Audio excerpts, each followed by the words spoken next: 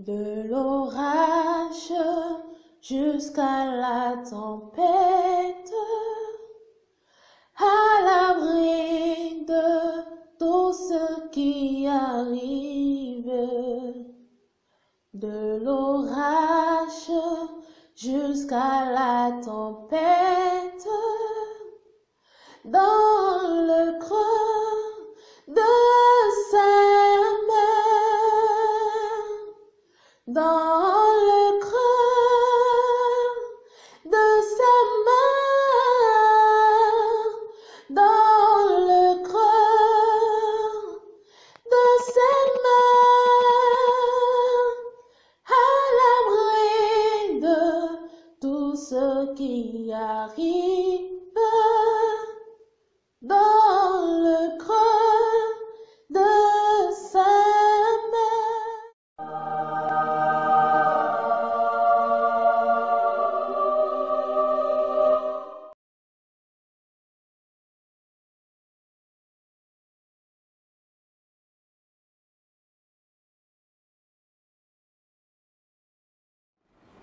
Soyez bénis dans le glorieux nom de nos sauveurs communs à tous, Jésus de Nazareth.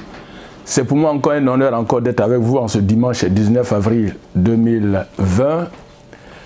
Que le Dieu que je sers véritablement vous bénisse abondamment. Nous vous savons très nombreux, comme d'habitude, en ce temps d'écoute de la parole de Dieu, en ce dimanche 19 avril 2020. Je voudrais vous bénir. Je voudrais véritablement vous rassurer de ce que, à pareille circonstance, soyez rassurés que le Dieu que nous adorons est un Dieu d'amour. Le Dieu que nous adorons est un Dieu qui nous rassure à plus d'un titre. Le Dieu que nous adorons, on ne peut pas le comparer aux autres divinités. Chers frères et sœurs qui m'écoutez, Dieu est vraiment loin, il est vraiment loin de nous. Il est vraiment un Dieu d'amour, de bonté, de fidélité. En quoi, dans les temps d'épreuve, on a l'impression comme si Dieu est absent, on a l'impression comme si Dieu était loin. Dieu n'est pas loin de nous. Dieu, il est omniscient, omniprésent, omnipotent. On ne peut pas le comparer aux autres divinités qui ont des oreilles, ne peuvent pas entendre, qui ont des yeux, ne peuvent pas voir, qui ont des pieds, qui ne peuvent pas se déplacer. Un Dieu grand, un Dieu vivant, un Dieu de l'univers qui a créé le monde, qui a créé l'homme à son image. Il a un agenda, il a un projet. C'est un bon projet que Dieu a pour toi. Par rapport à cette épreuve de pandémie de coronavirus, je voulais te rassurer et te mettre en confiance pour dire que tu adores un Dieu vrai, un Dieu vivant. C'est pourquoi, en ce dimanche 19 avril 2020, je voudrais t'annoncer une bonne nouvelle. La bonne nouvelle que je voulais t'annoncer en ce matin, c'est que Dieu m'a dit de vous dire, chers frères et sœurs, encore, vous qui nous écoutez de loin comme de près, sur les 5 continents, je voulais vous rassurer pour dire que Dieu m'a dit, de vous dire qu'il vous aime. Il vous aime. Il n'abandonne jamais l'orphelin. Il est toujours attentif à nos besoins. Il est toujours attentif à toutes les épreuves que nous endurons. Comme Cyrus, il nous tient par la main, vraiment, pour nous aider à surmonter toute épreuve. Elle n'est pas au-delà de nos forces, comme l'a si bien dit. Je voulais que la parole de Dieu soit une parole digne de confiance. La parole, la Bible que nous avons en nos possessions, elle est crédible. Elle est la révélation. Elle est la parole de Dieu. Voulez-vous entendre Dieu vous parler? Il suffit seulement d'ouvrir la Bible. Dieu vous parle. Quand vous fermez la bouche, quand vous fermez la Bible, c'est la bouche de Dieu que vous fermez. Je voudrais vous rassurer qu'en ce moment d'écoute, de partage de la parole de Dieu, vous serez dans la joie. C'est un temps de partage où Dieu compte nous faire du bien comme d'habitude. Je voudrais qu'on baisse la tête, où que vous soyez, pour que je puisse prier. Seigneur, c'est le temps d'écoute de ta parole. Elle était au commencement. Tu as dit, au commencement était la parole était avec Dieu. L'homme ne vivra pas de pain seulement, mais de toute parole qui soit la bouche de l'éternel Dieu. Que ton nom soit béni. Dispose notre cœur, afin que ce moment soit un moment inoubliable, un moment de partage de la parole de Dieu, et que nos cœurs soient imprégnés de cette parole, que cette parole tombe dans une bonne terre, afin qu'elle puisse féconder, elle puisse produire vraiment la transformation. Que ton nom soit béni, bénis cette écoute au nom de Jésus. Amen. Le thème que je voudrais partager avec vous est vraiment très évocateur. Le thème que je voulais partager avec vous est un thème qui va vous faire du bien. C'est un thème qu'on ne peut pas dissocier du contexte actuel par rapport à cette pandémie du coronavirus. Vous savez qu'à pareille circonstance, l'humain, quand l'humanité est en danger, quand les hommes sont menacés de part et d'autre, vous savez que les hommes vont consulter les rivières, les hommes vont consulter les eaux, les hommes vont consulter, font recours vraiment à des tabourets, à des montagnes, à des divinités, au spiritisme, à certaines pratiques. Quand l'humanité est menacée comme dans le contexte du coronavirus, les gens cherchent des repères, les gens cherchent des recours, les gens cherchent des appuis. Le monde est en danger. Pour nous, chrétiens, quoi de plus normal que nous fassions recours à l'éternel Dieu, comme la Bible nous le recommande. Le thème s'inscrit dans une logique bien précis. Je voudrais, de par ma contribution, vraiment vous faire du bien au travers de ce thème, cette thématique qui va nous instruire à plus d'un titre.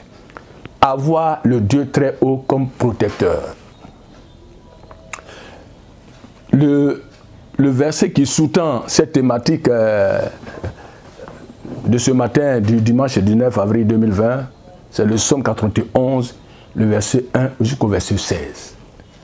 Vous savez que le livre des psaumes est un livre poétique qui fait partie des livres poétiques de la Bible.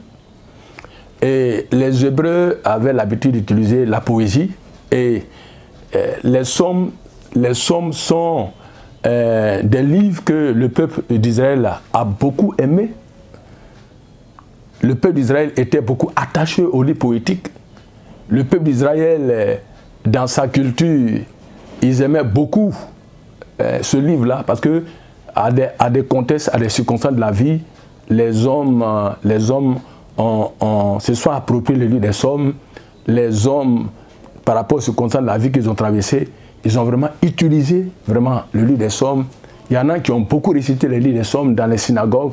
Les livres des psaumes étaient récités. Pour nous les chrétiens aussi, le livre des psaumes fait partie des 66 livres et d'où la nécessité pour nous d'accorder une importance particulière par rapport à ces livres poétiques. Et le livre des psaumes s'inscrit dans une logique où on doit s'approprier le livre des psaumes. Vous allez vous rendre compte qu'il y a des psaumes qui sont appelés comme les cantiques des degrés, chantés vraiment au travers des circonstances par rapport au peuple, par rapport à la vie du peuple d'Israël. Les théologiens attribuent la paternité des 73 psaumes. La moitié des psaumes a été écrite par le roi David, qui était roi, qui était guerrier, qui était musicien, qui était musicologue. Et David, à lui seul, a écrit 73 psaumes. 20 psaumes sont attribués à Asaph, un prêtre qui aimait la louange. 11 psaumes sont attribués au fils de Corée.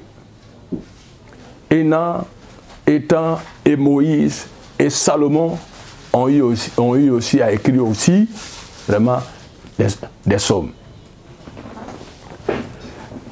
David, qui est le psalmiste, exprime sa conviction pleine et entière que quiconque se confie en l'Éternel Dieu ne sera point confus. Le Très-Haut trouve,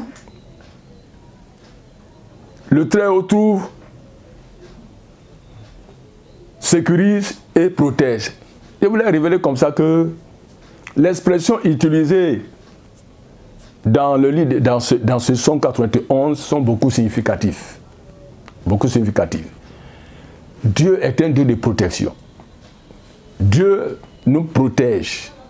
Quand le monde est en danger, quand nous ne sommes plus à qu'un seul se vouer, chers frères et sœurs, le Dieu que nous adorons est un Dieu protecteur. Le Dieu que nous adorons est un Dieu qui nous protège. Vous savez, on ne peut pas réduire Dieu à une expression plus simple là, comme un individu ou quelqu'un qui peut-être qui n'a pas de force, qui n'est pas digne de confiance. Mais je voulais vous rassurer ce matin que le Dieu que nous adorons est vraiment digne de confiance. Donc je vais faire la lecture de ce psaume.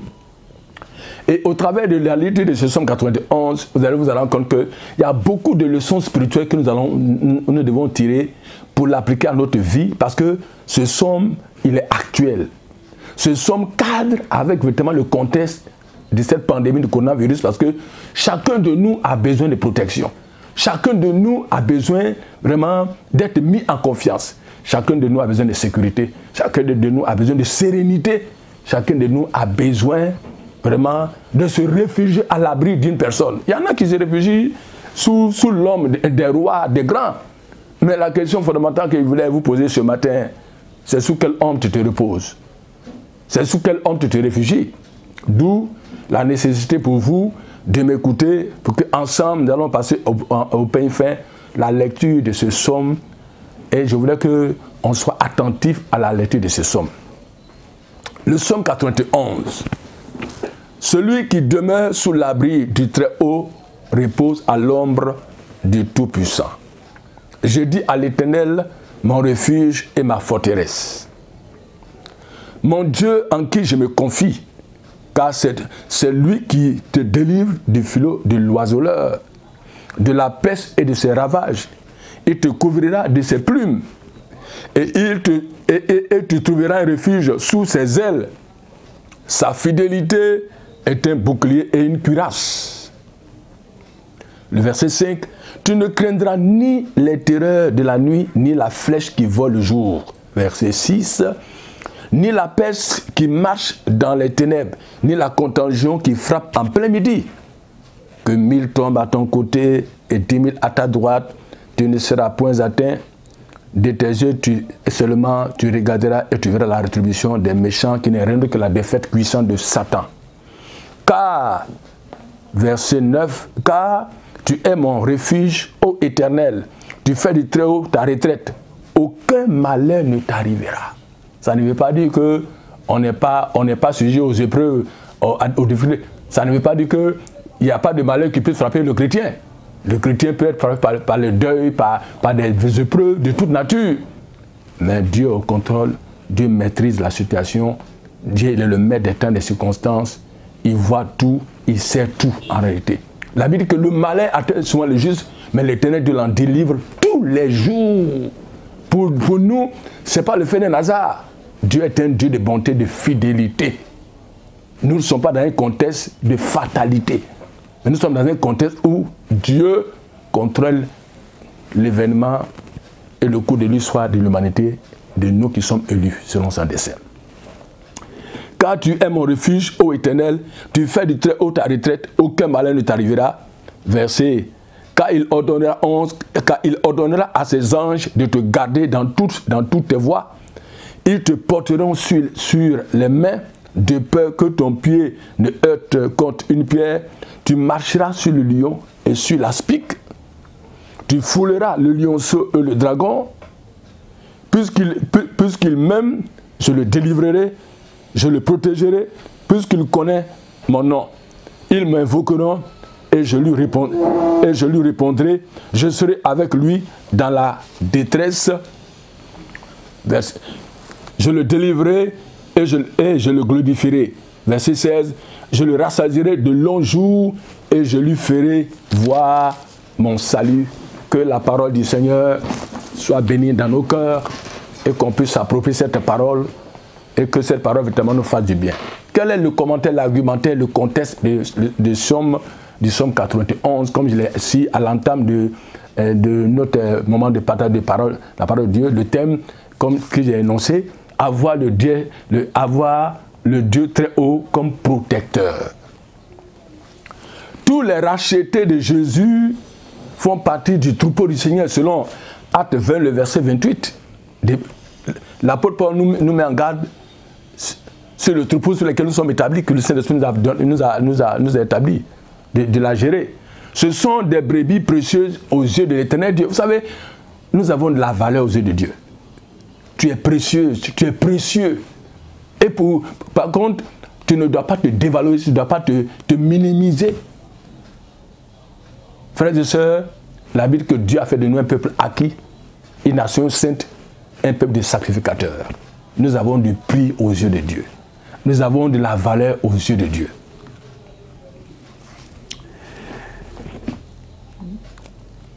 Des brebis précieuses à ses yeux, et l'église locale en est l'expression vivante Ce petit troupeau bien insignifiant aux yeux des hommes fait l'objet de tant de soins de l'Éternel Dieu. Quand nous lisons par exemple le psaume 23, qui est un psaume très évocateur, qui est un psaume où je vous encouragerai à lire à tout moment ce psaume 23, parce que c'est un psaume qui met en exergue l'expression d'un berger à l'égard de la brebis. David dit à justice que l'Éternel Dieu est son berger. Étant berger, il a reconnu en Dieu son berger. Voyez, l'Éternel Dieu est notre Père. Et en même temps que l'Éternel Dieu est notre Père, il est notre protecteur, il est notre berger. Il a dit dans Jean 10, vous vous souvenez très bien de cette parole-là, je suis le bon berger. On n'a pas à s'inquiéter de quoi que ce soit.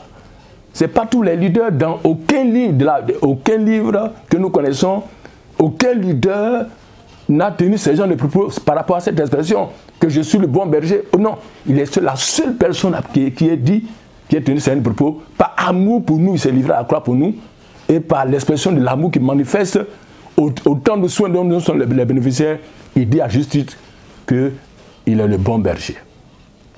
Le bon berger. Il ne prendra aucune de ses brebis. Le nombre minimum requis dans la parole de Dieu est quoi? 2 ou 3. Là où 2 ou 3 sont assemblés, le quorum est déjà atteint. Dieu est présent et Dieu est parmi nous. Donc on n'a pas à s'inquiéter de quoi que ce soit. Chers frères et sœurs en Christ, vous qui nous écoutez de comme de près, s'il y a une personne, aujourd'hui il y a des pays, dans le monde entier que nous connaissons qui sont dotés d'armements, à en croire, qui effraient par rapport à... Quel est l'objectif d'un pays par rapport à l'armement? D'abord, c'est dissuader, c'est pour se protéger. Regardez aujourd'hui les gouvernants de ce monde, chacun de nous a un arsenal d'armement, chacun de nous vraiment a ce qu'on appelle des gardes rapprochés dans le but de notre sécurité, dans le but de notre protection. Mais je voulais vous rassurer ce matin, frères et sœurs, qu'en réalité, s'il y a une personne qui nous protège, c'est l'Éternel Dieu. S'il y a une personne qui nous rassure par rapport à notre sécurité, c'est l'Éternel Dieu. De la même manière que l'Éternel Dieu l'a si bien ici, l'oiseau, on n'a pas à craindre le filet de l'oiseleur. Le filet de l'oiseleur. Satan, il a beaucoup de stratégies pour nous attaquer. Satan a beaucoup de stratégies pour nous décourager. La Bible nous rassure pour dire qu'on n'a pas à craindre, ni la terreur. Chrétiens intégrés dans la personne de Jésus pour s'assurer de sa présence. Les puits assauts ouverts ou subtils de l'ennemi, le diable ne peut rien contre ce petit troupeau. Toutes les susceptibilités, toutes les stratégies macabres, les plans macabres de Satan, les armes qu'il utilise. La Bible nous dote des armes offensives et défensives afin de parer à toute éventualité, à toute attaque surprise de l'ennemi. Ne peut rien contre ce petit troupeau parce qu'il est sous la protection du Très-Haut. D'où le message de ce jour à partir du texte du psaume 91 qui traduit la protection souveraine dont juste les enfants de Dieu. 3 points seront considérés, à savoir 1. La réalité des dangers de notre monde, l'assurance de la protection divine du petit troupeau que nous sommes, la promesse de la part du Seigneur à son troupeau. Le point 1. Les dangers qui guettent tous les gens humains, hommes, femmes et enfants, sont illustrés par le filet de l'oiseleur, la peste et les terreurs de la nuit. Le filet, ici, c'est le piège. Vous savez, Satan nous tend des pièges. Quand nous nous réveillons, à chaque année, si le diable n'a pas eu en 2019, il te programme en 2020. S'il ne t'a pas eu en 2020, il te programme en 2021. Le diable, il est stratégique. Les stratégies que Satan utilisait dans les années 90, 91, 2000, ce ne sont pas les mêmes stratégies que Satan utilise en 2020. Satan, il est ingénieux au mal. C'est un fabricant de mal. Satan utilise quoi? La terreur, la psycho-lentille, la peur pour terroriser l'humanité tout entière. C'est ce qu'il est en train de faire dans le contexte de la pandémie du coronavirus. Frères et sœurs, vous qui m'écoutez de loin comme de près, en ce matin du 19 avril, je voudrais vous dire que avoir le Dieu très haut comme protecteur est un privilège. Avoir le Dieu très haut comme protecteur est un avantage. Avoir le Dieu protecteur comme le Dieu très haut comme protecteur nous met dans une position privilégiée et nous rassure et nous met en confiance. Avoir le Dieu protecteur, le Dieu très haut comme protecteur nous met dans une position de sécurité. Ça fait partie de nous. On doit s'approprier cette parole du psaume 91. Ça nous rassure, ça nous sécurise. On n'a pas besoin de bagues, on n'a pas besoin de bagues anti-acide, on n'a pas besoin de talisman, on n'a pas besoin d'aller consulter un marabout, on n'a pas besoin d'aller consulter un devin, on n'a pas besoin d'aller pactiser avec le diable. On n'a pas besoin d'aller s'inscrire dans des sciences ésotériques, etc. pour avoir la protection, pour avoir la sécurité. Non, le Très-Haut est la personne la mieux indiquée pour nous protéger, pour nous sécuriser, pour nous rassurer, pour nous réconforter. Comme l'enfant du rocher, nous sommes en sécurité, nous sommes dans la sérénité. On ne craint aucun mal.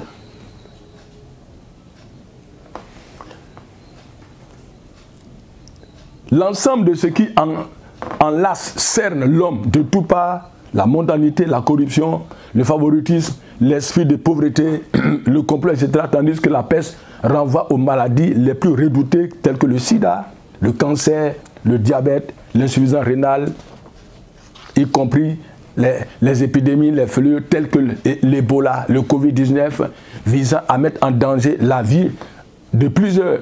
Il faut aussi mentionner les terreurs de la nuit. Il y a des gens, Satan tyrannise, Satan terrorise. Il y a des gens qui n'arrivent pas à dormir. Je connais cette soeur qui me disait, apôtre de Diagne, je n'arrive pas à dormir, mes nuits sont blanches. Une fois que vraiment je vais sur le lit, je ne ferme pas les yeux jusqu'au matin. Il y a la peur. Souvent c'est comme si en croix dans ma maison, je sentais des présences sataniques, des présences démoniaques. Il y en a qui ont peur de par les incantations, il y en a qui ont peur, ils ne peuvent pas aller dans les villages. Quand on ouvre le poste téléviseur et qu'on dénomme le nombre de morts, etc., il y en a qui n'arrivent pas à dormir. Et c'est la mort qui est partout. L'esprit de mort, l'ange de la mort est en train de frapper comme en Égypte. Je voudrais vous rassurer que votre maison sont marquées par le linteau du sang de Jésus de Nazareth, symbole de la protection divine. Quand l'ange de la mort viendra, le Seigneur l'orientera, parce que tu es en sécurité, tu es protégé, ta maison est sécurisée. Dieu permet que les anges campent autour de ta maison et t'arrêtent du danger. Quand tu dors, est-ce que tu te rends compte du nombre d'anges qui veillent sur toi jour et nuit? Quand tu dors, ou même tu n'as pas conscience, quand tu dors, le sommeil est l'image de la mort. Dormir naturel, c'est un miracle. Tu ne te rends pas compte quand tu voyages. Tu ne vois pas dans le monde spirituel la protection dont tu es l'objet. L'Éternel Dieu est un Dieu vivant. L'Éternel Dieu est un Dieu formidable. Je voulais te rassurer de cela. Qui sont orchestrés par les vautours, par la franc-maçonnerie, par la rose-croix, par la sorcellerie, etc. Tous sont assoiffés de vie humaine pour leur survie. Quelle garantie de protection en pareille circonstance? Mes frères, le Seigneur qui est le Dieu vivant nous garantit de sa protection. Le point 2 de notre démarche, de notre thème, de cette méthodologie que je suis en train de suivre, la protection divine du petit troupeau, le psaume 91, verset 1 à 2. Dieu est notre refuge. À pareille circonstance, où tu te réfugies? Dans les montagnes, dans les grottes, dans les marigots, dans les rivières, dans ta maison? Non. La Bible dit que Dieu est notre refuge, comme l'a dit le psalmiste. Dieu est mon refuge. C'est en qui on se réfugie. Il y a des gens qui pensent qu'elles vont se réfugier dans des masques, dans du fétichisme. Mais en même temps que tu crois que véritablement tu es caché, tu es découvert. Le diable te voit. Tu es visible. Le seul Dieu où nous pouvons vraiment nous reposer, trouver la sécurité, la sérénité, jouissons la sécurité qu'il nous accorde. Délectons-nous de la chaleur de son amour et soyons remplis de la paix que produit sa présence. Faire de Dieu notre résidence signifie que nous le connaîtrons en profondeur. Frères et sœurs en Christ, vous qui nous écoutez ce matin, c'est l'occasion pour nous de connaître Dieu. C'est l'occasion pour nous de connaître l'Éternel Dieu en profondeur. C'est vraiment important de connaître le Dieu vivant, le Dieu véritable. Dieu dit qu'il aime ceux qui le cherchent et ceux qui le cherchent le trouvent. Si nous avons à nous glorifier, c'est de nous glorifier de la connaissance que nous avons véritablement de connaître l'Éternel Dieu. On n'a pas à se glorifier de la connaissance empirique, de la connaissance académique, des diplômes que nous avons acquis. C'est vrai, ce n'est pas mauvais en soi, ça nous fait du bien. Mais si on a à se glorifier, c'est de connaître le Dieu vivant, le Dieu véritable. Pour bénéficier de la protection divine, on n'a pas besoin de donner 5 francs, on n'a pas besoin d'aller payer quoi que ce soit. Non. Pour bénéficier de la protection divine, c'est gratuit. Vous qui m'écoutez, si vous n'avez pas encore fait la paix avec le Seigneur, peut-être que par ignorance, tu allais te confier peut-être dans les rivières, tu allais te confier dans les bois, dans les marigots, dans les masques, dans les montagnes, tu allais te confier dans des fétiches, etc. Et tu t'es rendu compte que la protection des fétiches s'est avérée vaine. Je voulais te dire ce matin que s'il y a une personne à qui tu dois te confier, c'est en l'Éternel Dieu que tu dois te confier. S'il y a une personne à qui tu dois remettre ta vie, ton âme, ton esprit, ton corps, c'est à l'Éternel Dieu que tu dois véritablement te confier. Il faut donc nécessairement demeurer dans l'intimité véritable avec le Seigneur. C'est le temps pour nous. C'est vrai qu'on est confiné. Être confiné, je dirais que pour nous, dans le contexte, c'est une réalité spirituelle pour nous. Je voulais dire que pour le chrétien, il y a ce qu'on appelle le temps chronos et le temps kairos. Chaque circonstance pour nous est un message, est une leçon, doit faire école. Et aussi, on doit tirer les leçons qui s'imposent. Ce sont pour nous des opportunités qui s'offrent à nous. On peut t'envoyer au désert, mais le désert doit être pour toi comme une opportunité. Opportunité pour nous, chrétiens, à pareille circonstance. Et regardez, on entend dire comme ça que dans ce confinement, il y a déjà le taux de divorce est à une proportion inquiétante. Elle est alarmante. Et ça fait partie du projet de Satan. Ça veut dire que les objectifs du diable sont vraiment atteints. Donc pour nous chrétiens, la nécessité pour nous chrétiens de développer une intimité avec Dieu s'impose à nous. Le baromètre et la qualité de notre vie se repose sur notre communion, notre intimité avec le Seigneur. Chers frères et sœurs en Christ. Il est l'abri sur une protection efficace. Le psalmiste ne manquera pas de le déclarer, de clamer haut et fort que l'Éternel est son bouclier, son protecteur, son gardien.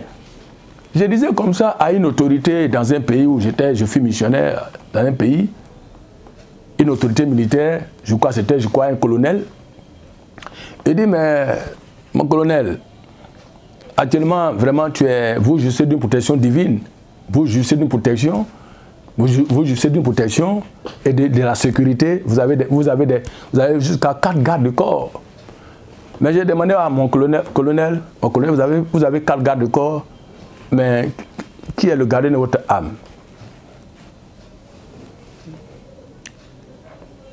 Le colonel m'a souri et dit, pasteur, vraiment, vous venez de m'ouvrir l'intelligence, mon esprit. Il dit, mais il y a eu des présidents qui ont été gardés comme le président Kennedy. Mais il a été assassiné. S'il y a une personne, je ne dis pas que avoir une garde rapprochée, avoir peut-être un camp d'aide, avoir peut-être sous sa protection des barbelés, des trucs électriques, des chiens même, voilà, des chiens, c'est pas mauvais en soi. Mais la Bible dit que si l'Éternel ne veille, ceux qui veillent en vain. Le vrai protecteur, c'est l'Éternel Dieu qui nous protège. C'est le Seigneur qui nous rassure d'une sécurité. C'est le Seigneur qui permet que notre maison soit infranchissable par les anges qui campent autour de nous jour et nuit. J'ai dit à l'Éternel mon refuge et ma forteresse, mon Dieu en qui je me confie. En effet, dans le psaume 91, verset 7 à 13, nous découvrons nettement que le Seigneur prend soin de ses enfants. Et regardez Israël. Israël a quitté l'Égypte en direction de Canaan. Ils étaient à 11 jours de marche pour entrer à Canaan. La Bible dit que Dieu a permis que le peuple d'Israël passe par le chemin où ils ont passé 40 jours, 40 nuits. Leurs vêtements ne sont point usés. Ils ont bénéficié de la protection divine. Ils ont vu Dieu à l'œuvre. Ils ont vu sa puissance, sa magnificence, sa protection divine. La Bible dit que Dieu les suivait par la colonne de nuée et Dieu les suivait par la colonne de feu la nuit pour les protéger des bêtes féroces. Ils n'ont manqué de rien. Dieu a suscité le rocher qui était le type de Christ pour les abreuver. Dieu a fait descendre la manne du ciel pour les nourrir. Dieu les a nourris de la caille. La suite logique, la conséquence logique, qu'est-ce qu'Israël est devenu? Dieu veille sur sa parole pour l'accomplir. Dieu est esclave de sa parole. Dieu nous aime.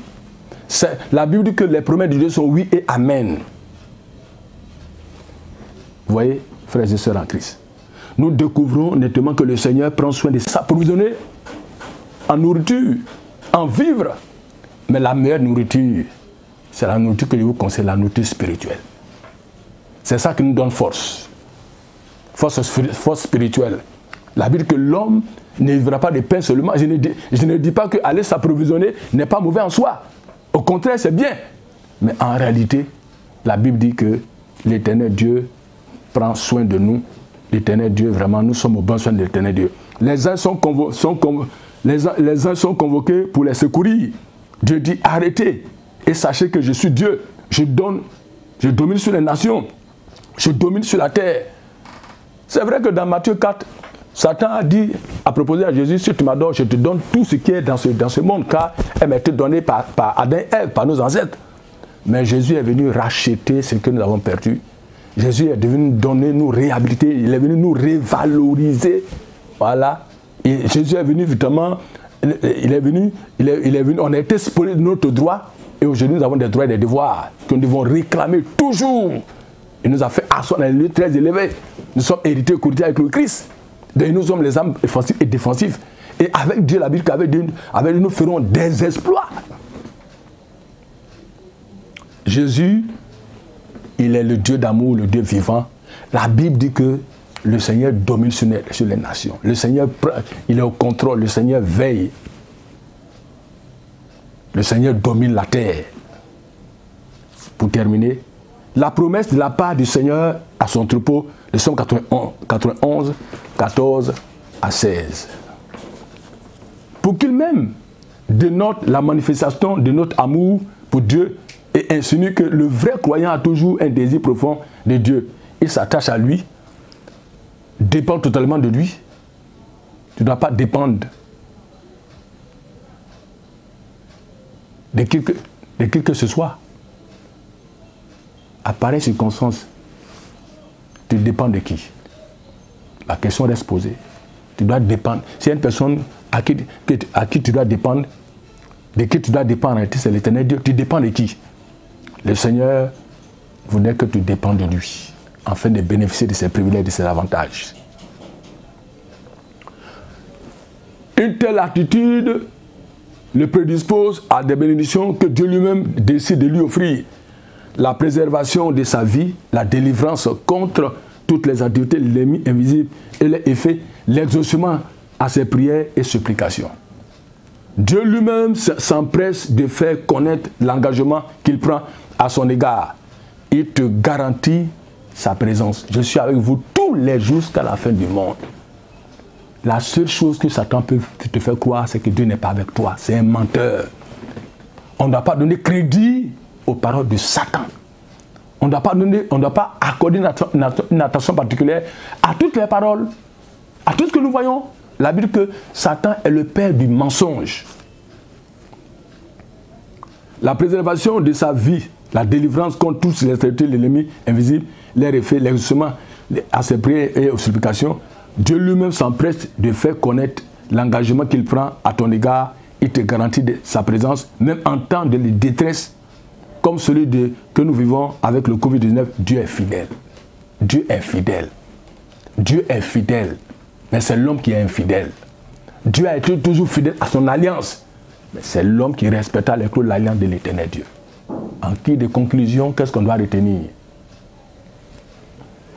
Nous sommes donc exhortés à ne pas craindre ni l'adversité des hommes, ni celle de l'ennemi invisible. Dieu prend toujours soin de ceux qui lui appartiennent et qui mettent leur confiance en lui et qui le louent toujours. Le troupeau de Dieu est indestructible, car il appartient au Seigneur. L'Éternel est mon berger. Je ne crains aucun mal, car tu es avec moi. Le psaume 23. Frères et sœurs, Dieu est un Dieu de protection. Avoir le Dieu très haut comme protecteur est une importance capitale. Elle est vitale. Elle est fondamentale. Approprions-nous le psaume 91. Méditons-la, lisons-la, et nous rassure à plus d'un titre, face aux épreuves, face aux difficultés, que cette parole trouve un écho dans notre cœur, parce que le Dieu que nous adorons est un Dieu de protection, est un Dieu qui nous sécurise, est un Dieu qui nous met en confiance, parce que l'Éternel Dieu est digne de confiance. Prions le Seigneur. L'Éternel, merci encore pour cette parole que nous venons d'écouter tout à l'heure, en ce dimanche 19 avril 2020. Que ton nom soit béni, que ton nom soit glorifié. Nous voudrons que cette parole nous fasse du bien. Cette parole est une parole qui nous rassure à plus d'un titre de ce que le Dieu que nous adorons est vrai. Le Dieu que nous adorons nous fait jouir de sa protection divine. Le Dieu que nous adorons, nous devons, Seigneur, nous approprier ses promesses. Le Dieu que nous adorons est un Dieu de protection, est un Dieu de fidélité. Le Dieu que nous adorons est un Dieu qui prend soin de son troupeau. Le Dieu que nous adorons protège son peuple des calamités, des difficultés, des épreuves. Seigneur, que ce psaume 91, qui est un psaume qui nous rassure à plus d'un titre, qui nous met en confiance, qui nous met dans la sérénité, dans la sécurité, nous fasse effectivement du bien. Merci encore de nous aimer encore à aimer ta parole. À toi, ce soit la louange et la gloire. Par rapport au Covid-19, Seigneur, tu nous rassures à plénitude pour dire que nous n'avons à craindre ni la terreur, ni les flèches qui volent la nuit, ni le fleuve de l'oiseleur. Que 10 000 tombent à notre côté, 10 000 à notre droite, nous ne serons point atteints. Et de nos yeux, nous verrons la rétribution des méchants qui est la défaite de Satan. Seigneur, merci pour cette parole qui sont vraies, qui sont oui et amen. Merci pour cette sécurité dont nous sommes les bénéficiaires parce que nous t'appartenons. Que ton nom soit béni. Honneur et la gloire sont à toi au nom de Jésus. Amen. Je voudrais vous communiquer quelques choses de prière. D'abord, je voudrais qu'en premier temps, nous prions par rapport à notre protection divine. Si une personne, on n'a pas besoin d'aller consulter un fétiche, etc., pour qu'on puisse jouir de la protection divine. Il faut prier pour t'assurer que l'Éternel Dieu que tu suis, que le Dieu vivant, te protège. Tu ne dois pas avoir peur de quoi que ce soit. Tu dois comprendre que quand tu dors, il y a les anges qui campent autour de toi. Si l'ennemi t'avait mis dans une situation de psychose, de peur, de hantise, il faut chasser la peur. Tu dois chasser la peur. Tu dois prier le Seigneur. S'il y a lieu même de prendre un moment de jeûne, de prière, il faut que tu le fasses. Je voulais aussi te rassurer pour dire que Satan est menteur. Il ne faut pas croire aux mensonges de Satan.